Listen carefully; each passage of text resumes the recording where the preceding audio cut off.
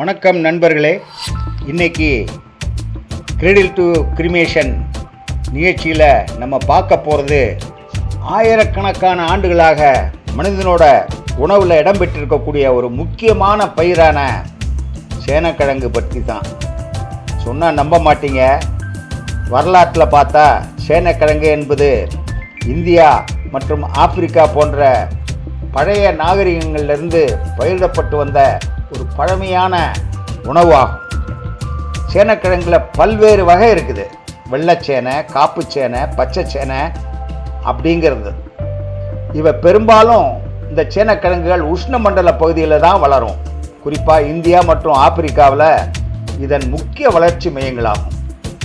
உடலுக்கு தரும் பயன்களை பார்க்கும்போது இந்த சேனக்கிழங்கு மிகச்சிறந்த கார்போஹைட்ரேட் மற்றும் நார்ச்சத்து கொண்டது. அதனால தான் இது ஆற்றலை தரும் உணவாகவும் செரிமானத்துக்கு உதவுவதாகவும் கருதப்படுது. பொருளாதார ரீதியில் சேனக்கிழங்குங்கிறது ஒரு முக்கிய உணவு பயிர்.